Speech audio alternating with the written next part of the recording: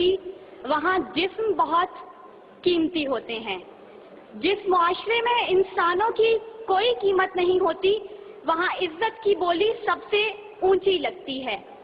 جس معاشرے میں انسانوں کی کوئی قیمت نہیں ہوتی وہاں بنت ہوا سرے بادات طبلے کی تھاپ پر ناچتی ہے، اور جس معاشرے میں انسانوں کی کوئی قیمت نہیں ہوتی وہاں بھوک تہذیب کے آداب بھلا دیتی ہے۔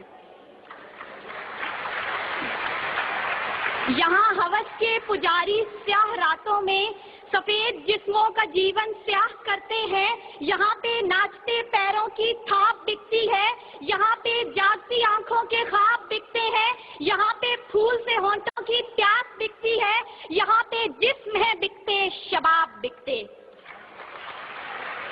عالی وقار بھوک 2 وقت کی روٹی کے عوض بنت ہوا کو ابن آدم کی ہوس کا نشانہ بننے پر مجبور کر دیتی ہے، لیکن کہیں کوئی قیامت نہیں اترتی۔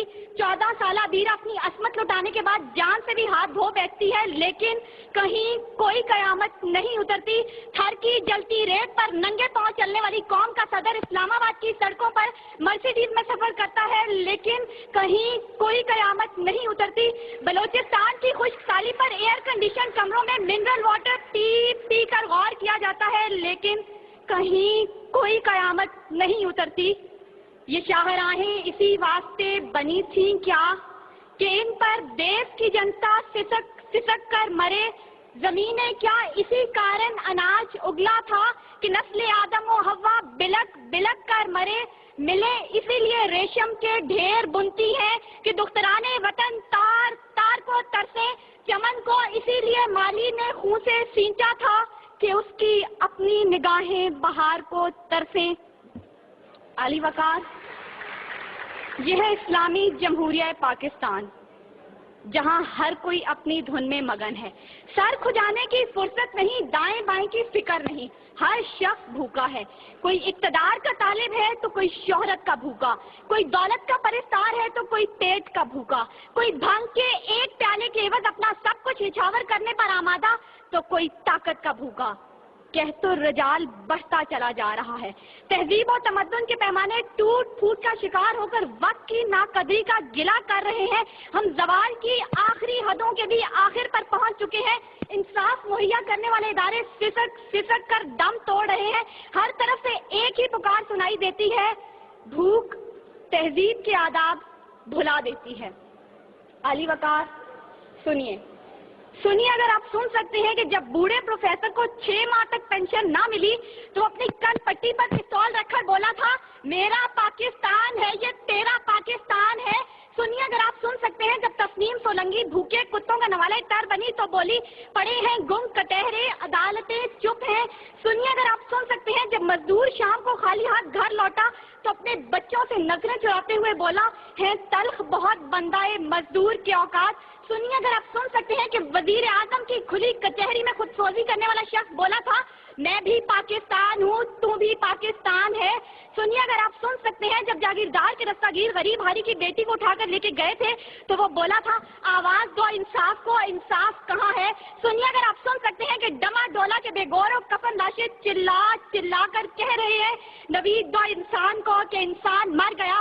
سنیے، اگر آپ سن سکتے ہیں ڈاکٹر آفیہ صدیقی آج بھی سراپا سوال ہے ذمہ دار کون۔ سنیے، اگر آپ سن سکتے ہیں لال مسجد کے شہداء کہہ رہے ہیں پاک فوج تو زندہ باد۔ اور سنیے، اگر آپ سن سکتے ہیں جب بے روزگار باپ نے اپنی 3 جوان بیٹیوں کو موت کے گھاٹ اتارا تھا تو بولا تھا عجب رسم ہے چارہ گروں کی محفل میں لگا کر زخم نمک سے مساج کرتے ہیں، غریب شہر تڑپتا ہے ایک نوالے کو، امیر شہر کے کتے بھی راج کرتے ہیں۔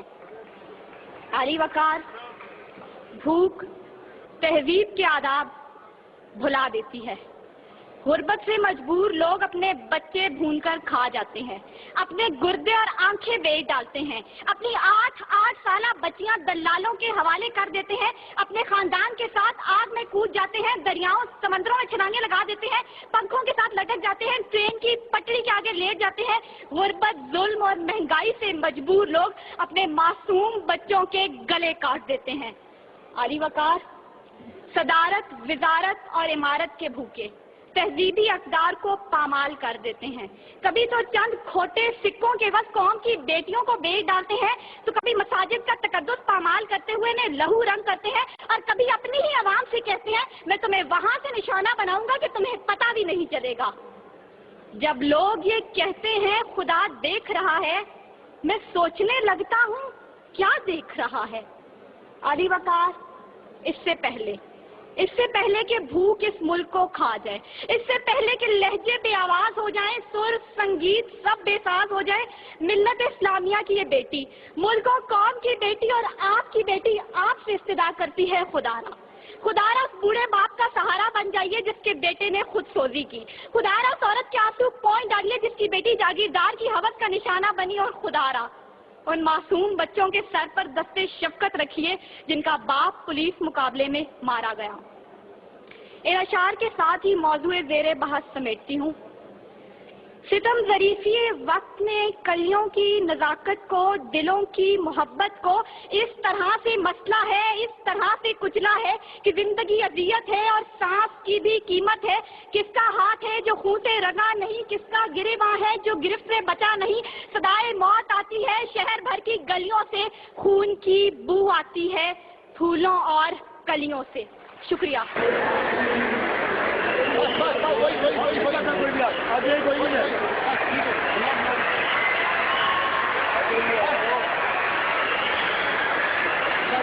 بھائی